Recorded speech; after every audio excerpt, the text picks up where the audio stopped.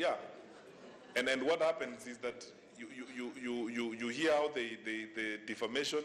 I mean, I'm sure that, you know, for practitioners like my friend Wamboi Kiai, Joe Kati, the trainers, it's a horror that you have people out there who swing in between defamation, character assassination every morning, every day. They don't care.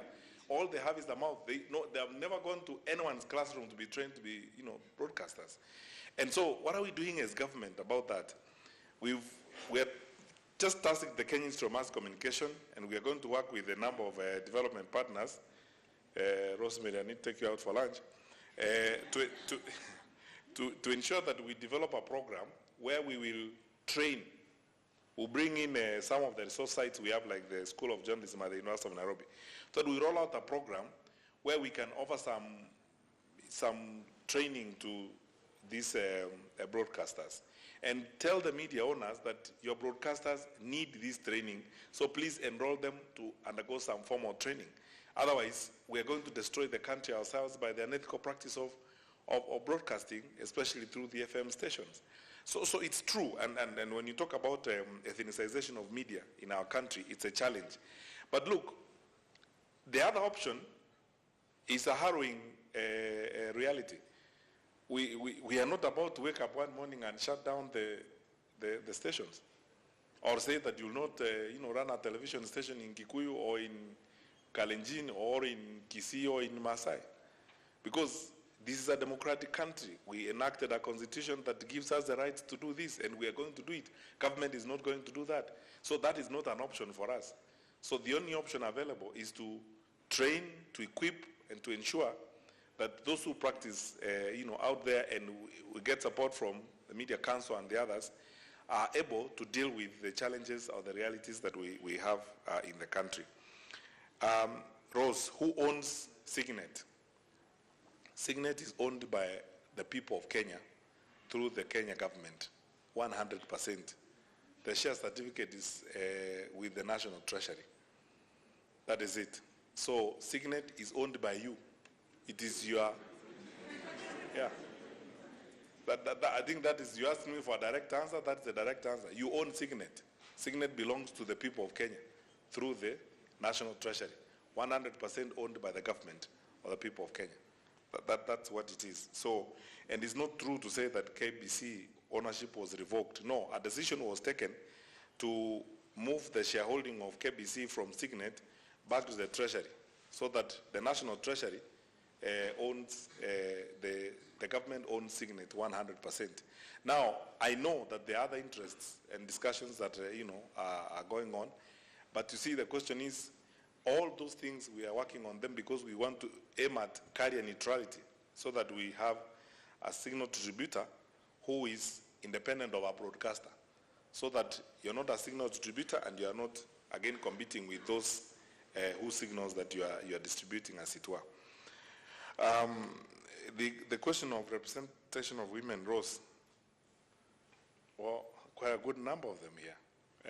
And I know we've done well, but I also know there's room for improvement.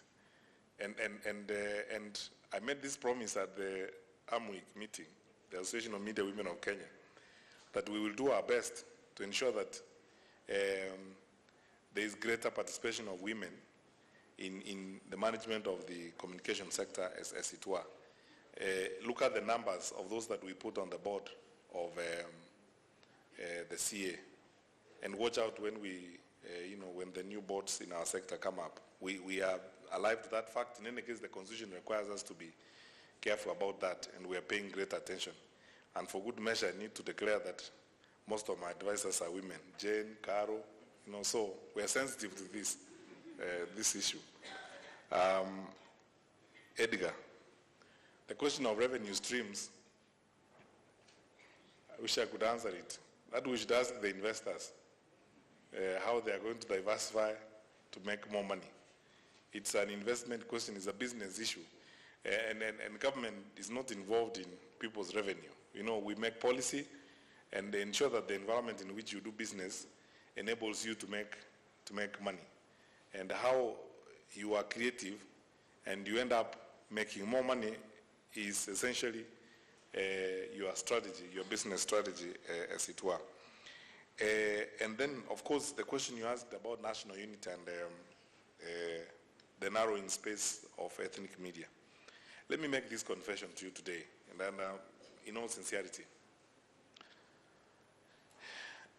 You know, ethnic FM stations are one of the threats to our national security because of the uncontrolled nature in which many of them run their business.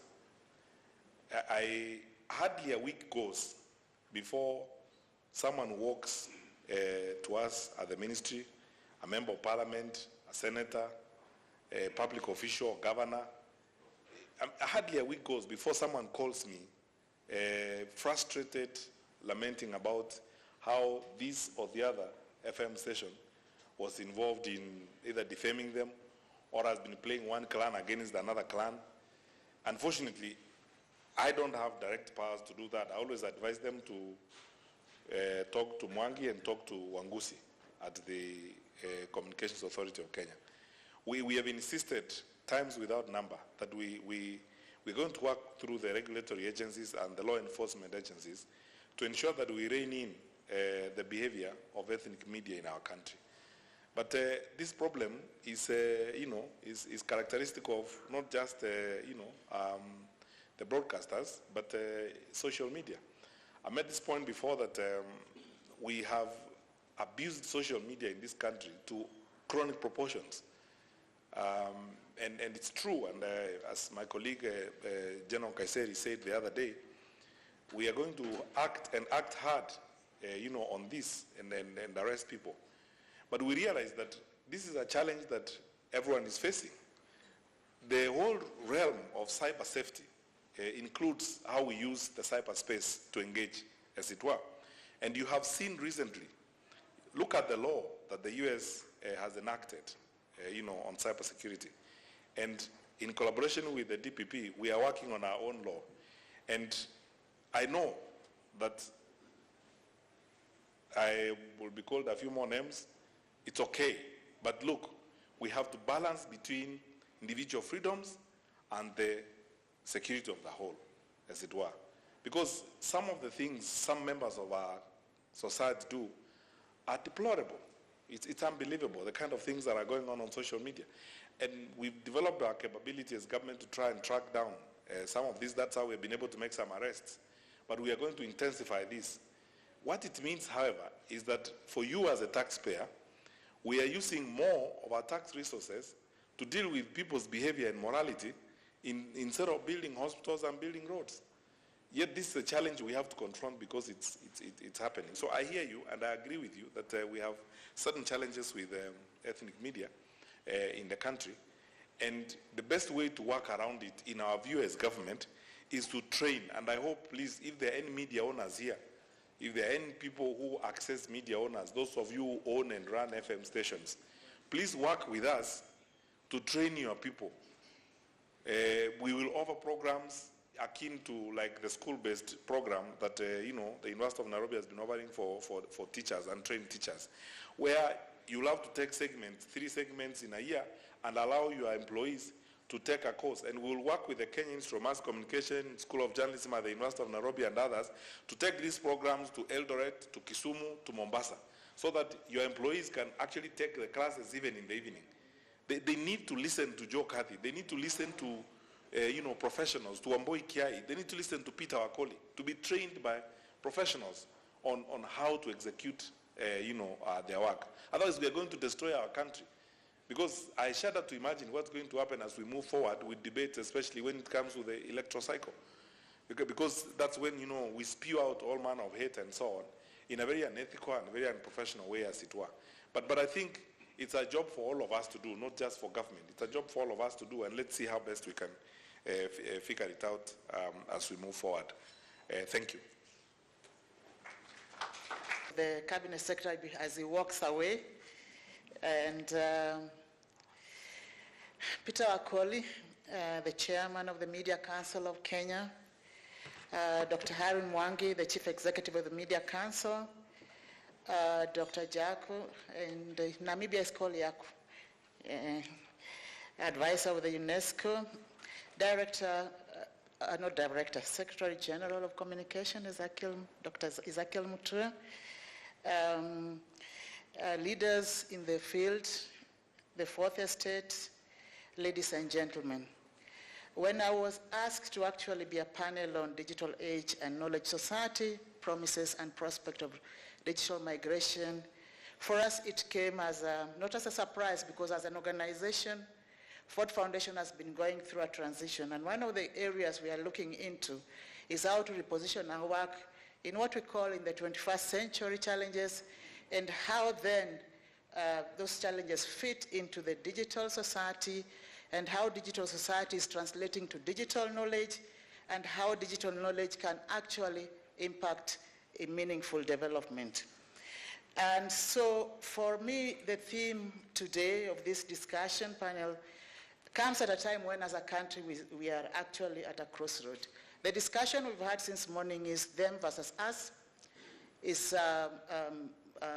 media owners, media practitioners, but in the digital age, all are equal. And in the digital age, every player, in fact, I want to answer the question of the ethnicization of the FM station. Mandela once says that when you communicate with a person in his own language, you communicate to the heart. And when you communicate with a language that he or she has studied, you communicate to the head. What a better way at this age to communicate to the heart? Countries like the US, countries like Denmark have got radio station, have got newspaper in their own language. So it's not coincident that we have a FM station. You know, what is lacking actually is professionalization of such FM station. Training is key. And for me, if Wanjiku can get how to grow coffee in a very meaningful way in Kikuyu, that will be the way in which we are going to spur development. That is not insightful, that tells her how to critically deal with issue at the community level. The other thing that we can do with the expansion of digital migration, I was asking Gigi that we are expanding from, was it 900 Ezekiel frequencies to now infinite, because you cannot exhaust the space within the digital era. So the discussion we are hearing is about who owns the frequency. We have translated our fixation of land to the frequency, that the more we own, the more we'll be able to be called rich. But in the digital world, nothing like that works. And so, ladies and gentlemen, we need to acknowledge that we are entering as a nation into the digital era. Therefore, the recent process of digital migration has given us an opportunity to start actually relooking at how do you deal with it. For a start, we're expecting as a government to give us actually a strategy of the migration that was going to involve everyone, from the national level to the community level. How individuals could have engaged with the process, and also our experts could have gone through the process, and more importantly, the academia.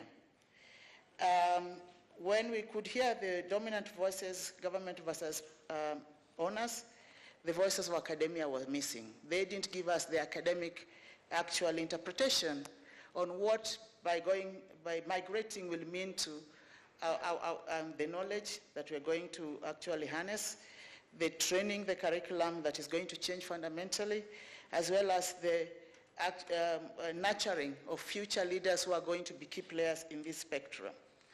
So, as explained by some experts at the CS, that the freedom of expression is much coveted and is particularly ideal for mobile broadband services.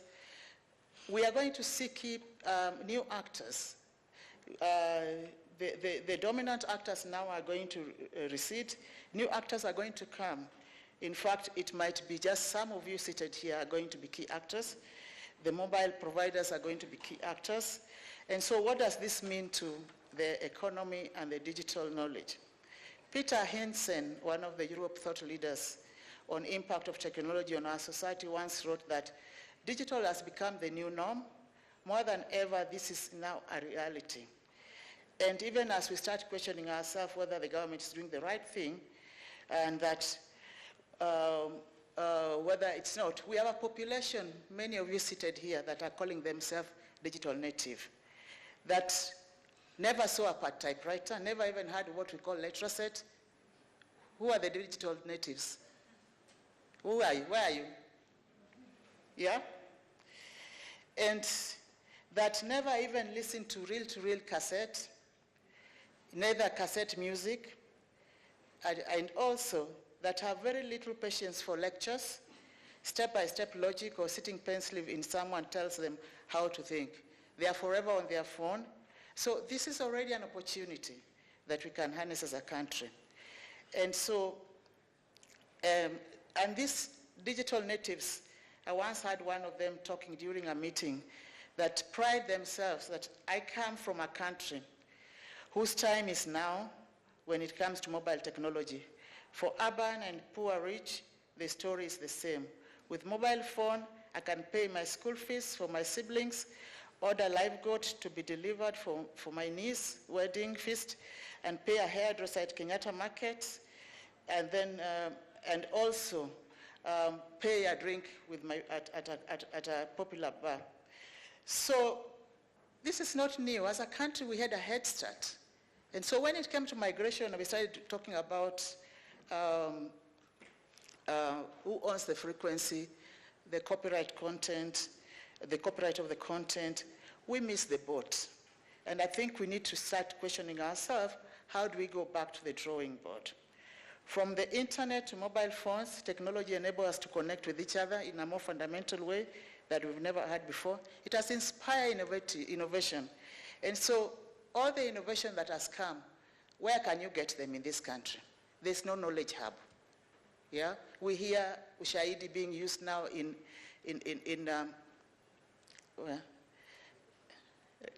Nepal, yes.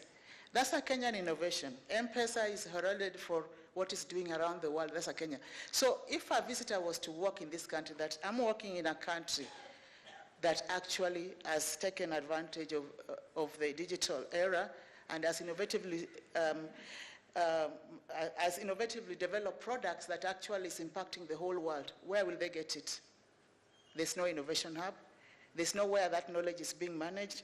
So as a country, creating a dynamic, holistic digital society can be beneficial to a population unless we know how to manage that knowledge. Is there a knowledge policy within government? Is there a knowledge policy among the media actors? That the things we generate every day, how can you translate them to information that can actually be used to inspire growth? It has to also, this calls now for a shift in the 21st century thinking that the knowledge age is a new advanced form of capitalist in which knowledge and ideas are the main source of economic growth, more than land, labor, money, and other tangible resources. So all of you seated here, you have more than what is worth more than land, oil, and even any other resources. Knowledge economy is very key.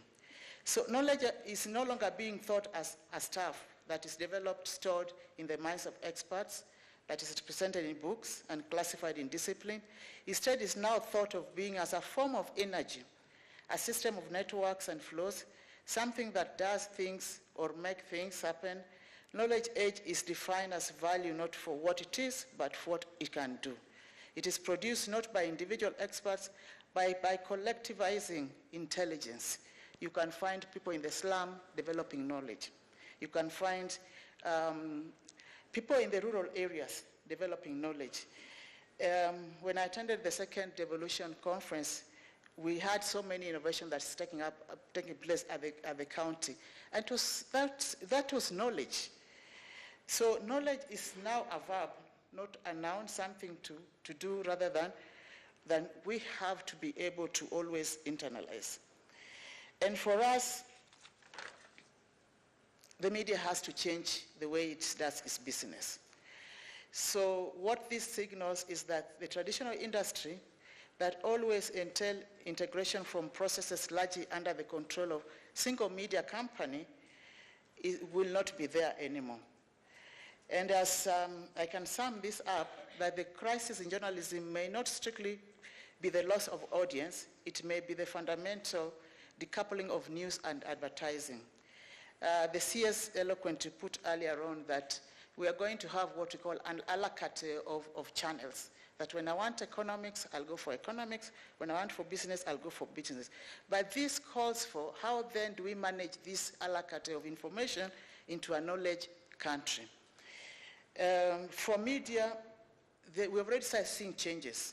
The news alert headlines for breaking news that goes with the Twitter handling, and then the short present test story mainly from web broadcast that normally goes when they want to do investigative journalism in another format, and also the need to start handling the tensions between speed and depth, because we want to communicate, we lack depth. And normally such depth is what is going to anchor our knowledge development into a knowledge society. So we all know that sooner or later there are 3.3 billion are already in the digital world. How then do we capture? Because they can access our products even in the US. You don't have to pass via anywhere. So what a better time as a country than to brand this country as a country that we have expertise, human resources that is bed, that when somebody needs any information for Africa and economy, they'll come to our hub. We had a meeting with the World Bank and IMF, and they say that the reason why sometimes they misrepresent information for Africa, they don't get information that comes from here. It's not locally developed. They have to send somebody who maybe will rely on a third party to give them information. Sometimes it's not eloquent. If that mama mboga in the village can talk about the impact of SAP, and we captured it, IMF can use that in the World Bank to develop policies and even development goals that can transform lives at the community level. So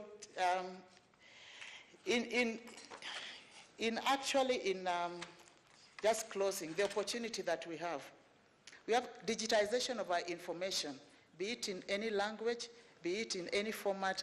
We can start that digitization of information that can help us transform the society.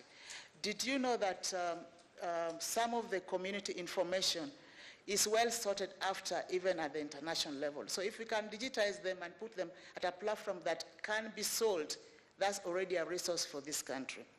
The development of digital economy as a result of blending 4 key areas: technology, the layer of associative services, that is content production, a relation between networks, business development, through generation or monetary unit, and of course having a digital culture is critical.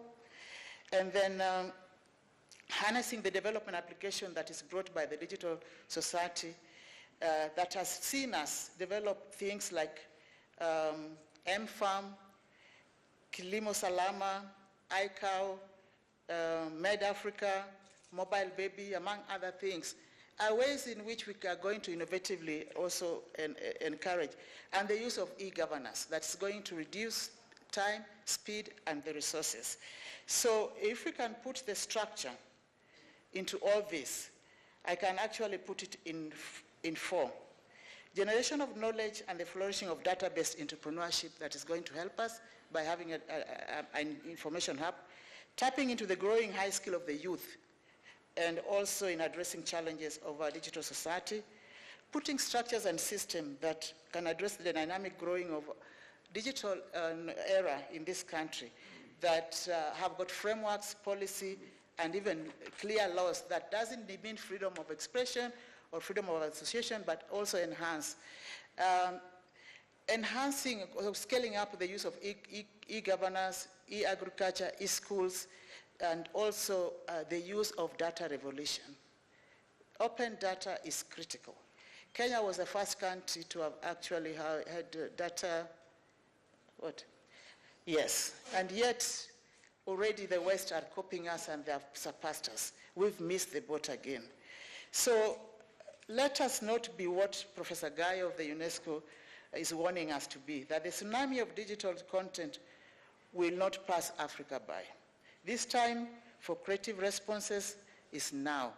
Then let it not be like the industrial age that passes. So don't wait to see that the cost of fuel does to the economics of newsprint and distribution. By doing business as usual, It will simply see the country industry decline to other players with different agendas. Other people are going to come into this space if we don't take it. We're going to find the Googles, we're going to find the other big player coming in to manage our knowledge, manage our content, manage everything, while we'll still now be quarreling the government is not doing enough. Let us, ladies and gentlemen, the time is now to rethink our relationship with knowledge economy, knowledge society in a digital era. Thank you. The Media Council, thank you so much for the invitation, all the invited guests. I have about 5 points to make, but this will be directly in response to the presentation by the Cabinet Secretary in regard to the digital migration process in the country. So the first point that I make relates to an observation that has been made